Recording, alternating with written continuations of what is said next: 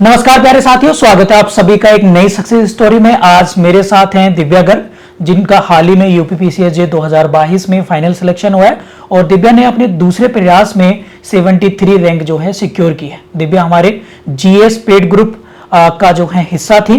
दिव्या, मैं Satyendra target for IQ परिवार की तरफ से आपको कांग्रेचुलेट विश करता हूं और इस सफलता के लिए आपको बधाई देना चाहूंगा। Thank you sir. अच्छा दिव्या, ये बताइए कि सिलेक्शन के बाद अब कैसा लग रहा है आपको? सर बहुत अच्छा फील हो रहा है। सही लग रहा है सर, अच्छा लग रहा है बहुत। अच्छा, आपसे काफी सारे लोग जानने चाहेंगे। प्यारे साथियों, मैं बता दूं, दिव्या जो है मैरिड हैं और 2015 में आई थिंक आपकी शादी हुई थी और शादी होने के बाद आपने एलएलबी करा था। शादी जो भी मेरा भी जनरल डिस्कशन हुआ है और 2015 के बाद एलएलबी करने के बाद फिर इन्होंने प्रिपरेशन स्टार्ट की है और वो भी आफ्टर मैरिज। तो ये स्टोरी, ये जो इंटरव्यू आप लोग देख रहे हैं, खासकर उन लोगों के लिए बहुत ज़्यादा इंपॉर्टेंट है जो आफ्टर मैरिज या फिर शादी के नाम से काफ़ी घबराते हैं।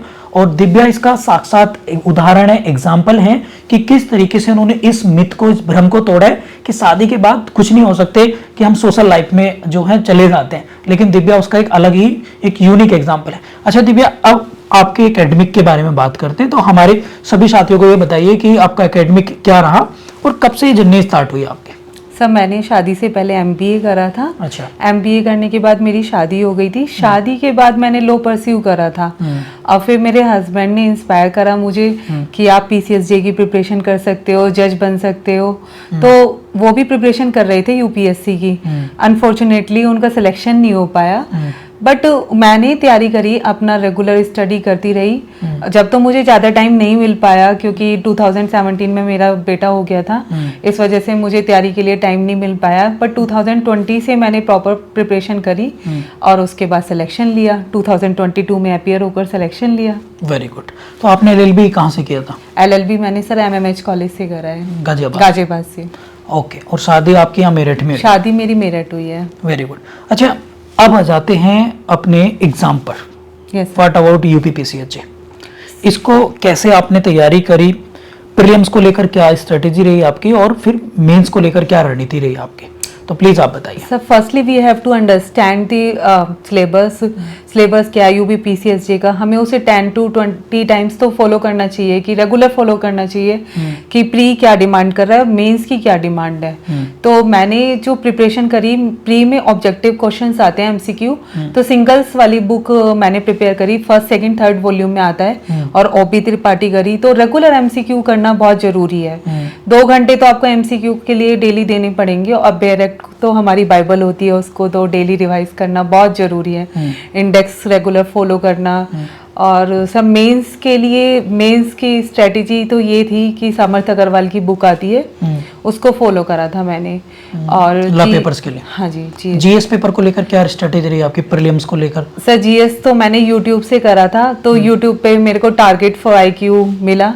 तो टारगेट फॉर आईक्यू में मैंने पेड ग्रुप ज्वाइन करा था और अदर यूट्यूब चैनल्स भी फॉलो करे थे रेगुलर। अच्छा, कोई और सोर्स जैसे करंट अफेयर के लिए क्या यूज किया? करंट अफेयर में सर जो आप टॉपिक्स बता देते हैं वो रेगुलर फॉलो करना। जैसे आपने टॉपिक बता दिया कि स्पोर्ट्स वाला है, अब ये चल रहा है, तो मैंने उसको रेगुलर फॉलो करा था, फाइंड आउट करा था उसको गूगल से और उसको कंप्लीट करा, उसको टॉपिक को, और ल्यूसेंट करी थी। अच्छा, सर उसके लिए घटना चक्र भी करी थी, एमसीक्यू घटना चक्र। हाँ जी सर। और यूपीपीसीएस के मैंने प्रीवियस ईयर के क्वेश्चंस पेपर्स रेगुलर, एमसीक्यू, हाँ जी, रेगुलर लगा। यूपीपीसीएस के प्रीवियस, हाँ, प्रीवियस ईयर के पेपर्स जो होते हैं मैंने 2008 से स्टार्ट करके 2022 तक जो भी पेपर्स हुए थे रेगुलर करे थे सर सारे। Very good. अच्छा, इस बार लैंग्वेज पेपर आपको देखने के लिए मिला, खासकर हिंदी इंग्लिश लैंग्वेज। आपका मीडियम इंग्लिश था ना? सर, मेरा मीडियम इंग्लिश है। तो लैंग्वेज पेपर को कैसे तैयारी की और कैसे मैनेज किया? लैंग्वेज, देखिए लैंग्वेज तो चेंज हो गई थी, अब की बार हिंदी का पेपर सेपरेट कर दिया। थोड़ा इंग्लिश मीडियम वालों के लिए तो रहता ही है कि प्रॉब्लम बन जाती है कि हिंदी में कैसे लिखा जाए, कैसे करा जाए। बट ये था कि आपको ट्रांसलेशन में तो ये है कि हिंदी से आपको इंग्लिश में ट्रांसफर करना है, ट्रांसलेट करना है। और एसए के लिए आप रेगुलर फॉलो कर सकते हैं। दृष्टि आईएएस को मैंने फॉलो करा गूगल से, उसके नोट्स निकाले, जैसे कोई भी करंट टॉपिक चल रहा है उससे रिलेटेड नोट्स निकाल लिए अपने। नोट्स बना लिए। और कोटेशन डालना बहुत जरूरी होता है। मैंने आई थिंक 5 to 6 कोटेशन डाली होंगी उसमें, लैंग्वेज के पेपर में, एस्से में। एक तो essay में? हाँ, तो उसे मैं बहुत अच्छा ऑन द स्पॉट बना लेती हूँ कोटेशन। Very good. तो मेरी कोटेशन हर एक पैरा के बाद सेपरेट कोटेशन थी। तो मुझे लगता है कि वो शायद कोटेशन मेरे लिए हेल्पफुल रही हो। Oh very good.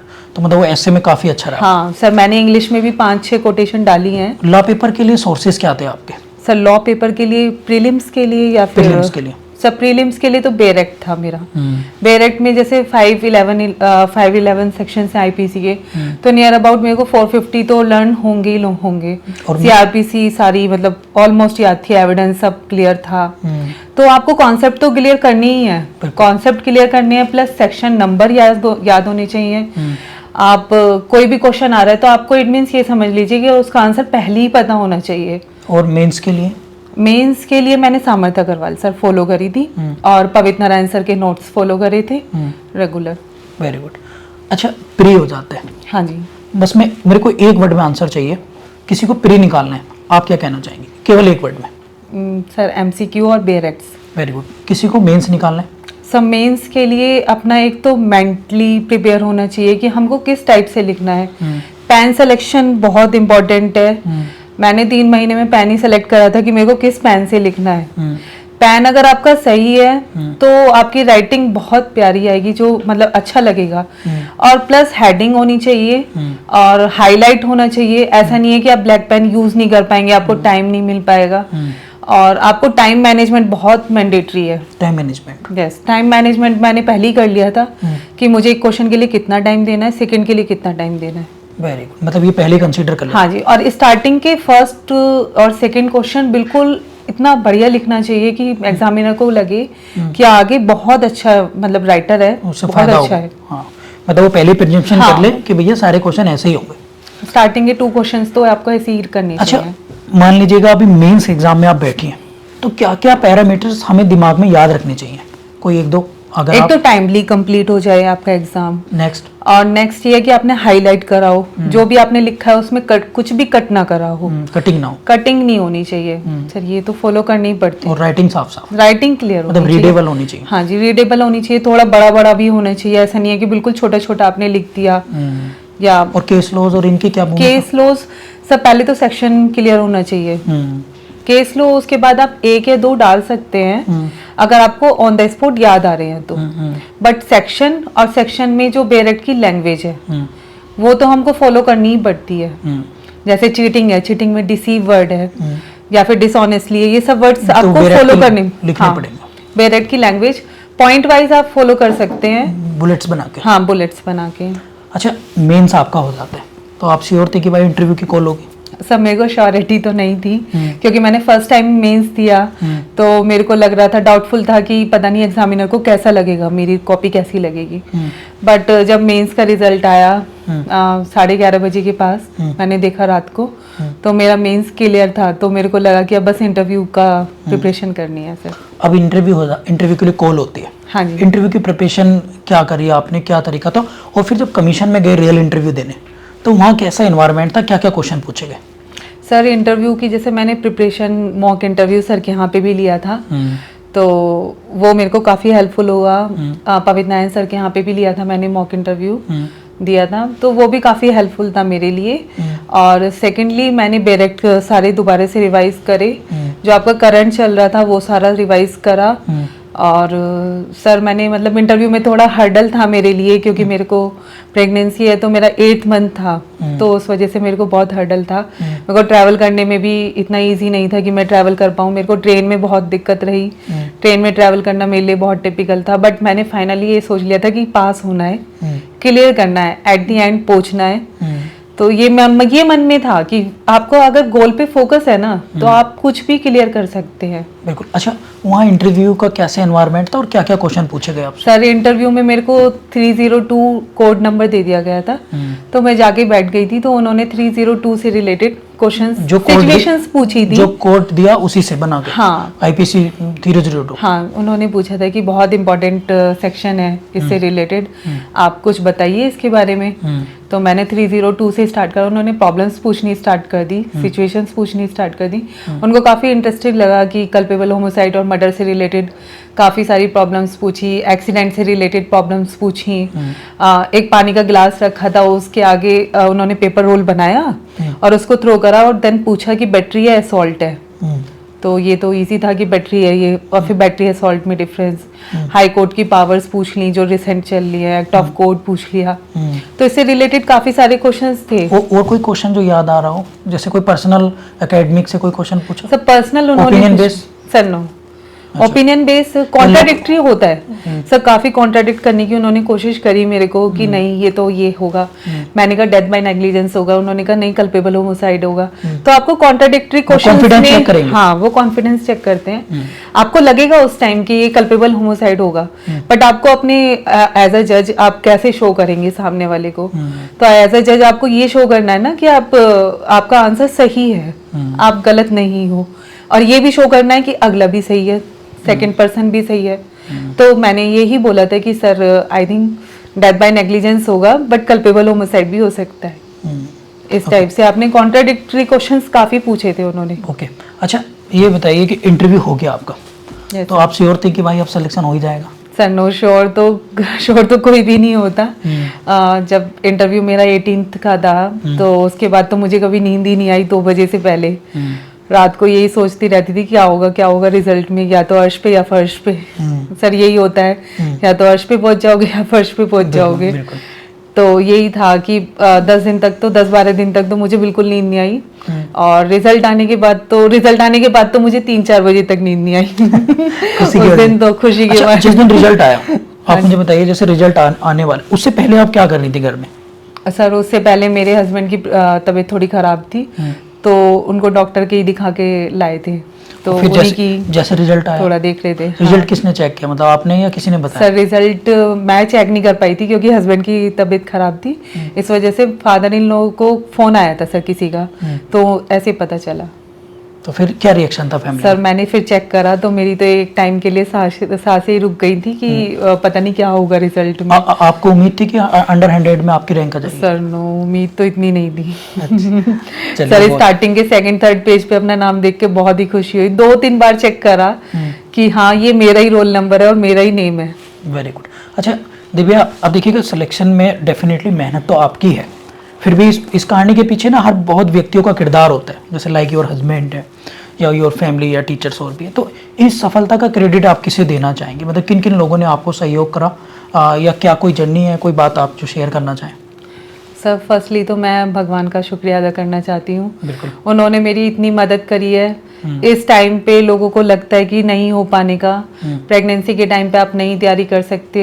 बहुत सारी महिलाएं होती हैं कि वो घर से बाहर भी निकलना नहीं पसंद करती, बट मैंने 8 मंथ तक भी इंटरव्यू दिया है। और सर मतलब फर्स्टली तो मैं भगवान का ही शुक्रिया अदा करना चाहूंगी, फिर उसके बाद अपने पेरेंट्स का जिन्होंने जन्म दिया है, सही बात, इन लॉज का, मेरे बेटे का बहुत सपोर्ट रहा, बहुत ज्यादा सपोर्ट रहा। अच्छा हाँ सर, और उसके बाद पवित्र नारायण सर का, उन्होंने बहुत ज़्यादा हेल्प करी, मेंटली भी बहुत हेल्प करी। अच्छा। और सर यूट्यूब चैनल से मैंने मतलब रेगुलर फॉलो करा, और टारगेट फॉर IQ पर मैंने मतलब पेड ग्रुप ज्वाइन करा था, और मेंस के लिए मैंने सर की वीडियोस देखी थी। ओके। तो मेरे को वो, मैं उसको नोट डाउन करती रहती थी जो सर बताते थे, तो मैंने आपका जो आपने मेरे को बताया मतलब वीडियोस में बताया, वो मैंने नोट डाउन करती रहती थी रेगुलर। ओके। अच्छा दिव्या, अब एज ए मैरिड वुमेन, क्योंकि मोस्ट ऑफ द कैंडिडेट जो अभी एग्ज़ाम देते हैं ज़्यादातर लोग अनमेरिड ही हैं, मतलब अनमेरिड ही देते हैं, और शादी के बाद तो लाइफ जो है थोड़ी पारिवारिक चीज़ों में चली जाती है, आपको पता है। तो अब क्योंकि आपसे तो एक्सपेक्टेशन ज़्यादा रहेंगी भी, बिकॉज लोग मोटिवेट होंगे। मैं तो खुद सरप्राइज हो रहा हूँ कि आपने 2015 में शादी होने के बाद सब चीज़ें कंटिन्यू रखी, क्योंकि माँ बाप का घर का परिवेश अलग होता है, ससुराल का एक अलग परिवेश होता है। इसमें कैसे मैनेज किया, और आप उन लोगों को क्या मैसेज देना चाहेंगे जो अपनी लाइफ को ऐसे समझते रखते हैं भैया शादी है, शादी के बाद खत्म, कुछ नहीं होगा, उन्हें क्या कहना चाहेंगे आप? ऐसा नहीं है शादी के बाद आप कुछ नहीं कर सकते, अगर आपने मन में ठान लिए कि आपको करना है तो आप करते जरूर हैं। आपने ये सोच लिया कि मुझे अपना करियर सेट करना है, तो मैंने एमबीए करी थी, एमबीए के बाद कोई जॉब नहीं करी। मेरे फादर ने, बल्कि रियल फादर ने मेरे को परमिट नहीं करा था कि मेरी मतलब फैमिली ने परमिट नहीं करा था कि आपको जॉब करनी है या आप के लिए अलाउड कर रहे हैं हम। उन्होंने मेरी शादी कर दी। शादी के बाद मैंने लॉ करा है, उसके बाद तैयारी करना थोड़ा टिपिकल तो होता है, बट मैंने गिव अप नहीं करा कभी भी। मुझे ये था कि अगर ये नहीं होगा तो कुछ और करेंगे, और कुछ और नहीं होगा तो कुछ और करेंगे। करना जरूर है अपनी लाइफ में। अगर आप ये सोच लेते हैं कि हमें करना है तो आप जरूर करते हैं, और फिर ऊपर से आपका स्टार्टिंग में कोई सपोर्ट ना करे, ये हो सकता है स्टार्टिंग में इन लॉज फैमिली सपोर्ट ना करे, पर आपकी डेडिकेशन देखकर, आपकी स्टडी देखकर वो भी आपको सपोर्ट करते हैं। मैं अर्ली मॉर्निंग उठ जाती थी, 2:30 बजे 3 बजे उठ जाती थी। तो मेरे फादर इन लोग आते थे, देखते थे कि बेटा क्या हुआ, कोई प्रॉब्लम है? 2:30-3 बजे आप उठ के लाइट ऑन कर लिया, आप ड्राइंग रूम में बैठे हो, क्या कर रहे हो? तो उनको फिर थोड़े दिन बाद रियलाइज होने लगा कि हाँ ये पढ़ती है, अपना टाइम वेस्ट नहीं करती, 2:30 बजे 3 बजे उठ के पढ़ती है। तो आपको भी टाइम तो देना पड़ेगा। अगर आपको कुछ बनना है तो उसके लिए टाइम तो मैनेज करना ही पड़ेगा। उन लोगों के लिए क्या मैसेज देना चाहोगी, खासकर उन पेरेंट्स को लेकर जो अपने बच्चों की शादी के बाद, मतलब मैं उस कॉन्टेक्स्ट में पूछ रहा हूँ, खासकर उनकी मदर इन लॉ या फादर इन लॉ, मान लीजिएगा किसी की शादी हुई, अब वो उस घर की बहू है, उस परिवेश में या उनके हस्बैंड उनको नहीं कर पा रहे हैं, सपोर्ट नहीं कर पा रहे हैं, उनके लिए क्या मैसेज है आपका? मैं तो यही कहना चाहूँगी कि स्टार्टिंग में कोई सपोर्ट नहीं करता, बट बाद में सब सपोर्ट करने लगते हैं। और रही बात, अगर आपने मन में है कि करना है तो आप सामने वाले को मना सकते हैं, कन्विंस कर, हाँ कन्विंस कर सकते हैं, मान जाते हैं। अभी स्टार्टिंग में नहीं मानेंगे, वो एक बात अलग है, बट थोड़े टाइम बाद सब कन्विंस हो ही जाते हैं कि हाँ ठीक है आप कर लो। और पेपर देना तो ऐसा नहीं है कि आपको 8 घंटे पढ़ना है, 10 घंटे पढ़ना है या 12 घंटे पढ़ना है। पेपर में जिस दिन आपको जितना टाइम मिले उतना पढ़ सकते हैं। आप सोशल मीडिया पे भी तो बहुत टाइम देते हैं, सोशल मीडिया पे टाइम ना देकर आप 4-5 घंटे पढ़ लीजिए। Very good. अच्छा, ये क्या बोलते हैं, आप ये बताइए मुझे कि उन लोगों को क्या मैसेज देंगे जो बार बार एग्ज़ाम देते हैं, दुर्भाग्य से उनका सिलेक्शन नहीं हो पाया, आपके साथ भी बहुत बच्चे मेन से बाहर हो गए, फिर इंटरव्यू के बाहर हो गए, उन लोगों को क्या मैसेज देना चाहेंगे जिनका सिलेक्शन नहीं हुआ इस बार? उनके लिए तो मैं यही कहना चाहती हूँ कि नेक्स्ट टाइम फिर पेपर देना चाहिए, और अपने अटेम्प्ट तो पूरे कंप्लीट ही करने चाहिए। आपको, मेरे को मैं जनरल कैटेगरी से हूँ, तो मेरे पास 4 अटेम्प्ट थे, तो मैंने ये फाइनल सोचेगा था कि मैं 4 तक तो हार बिल्कुल नहीं मानने वाली। उसके बाद एचएस की लाइन भी है, तो आप उस लाइन में भी जा सकते हैं। ऐसा नहीं है कि आपका पीसीएसजे निकले तभी आप जज बन सकते हैं, गिव अप नहीं करना है, आपको एचएस वाली लाइन में जा सकते हैं। बिल्कुल। और कोई एनी सजेशन, एनी मैसेज आप देना चाहें बच्चों को? वसुधा का नेता कौन हुआ, भूखंड विजेता कौन हुआ, जिसने ना कभी आराम किया, संकट में रहकर नाम किया। Very good.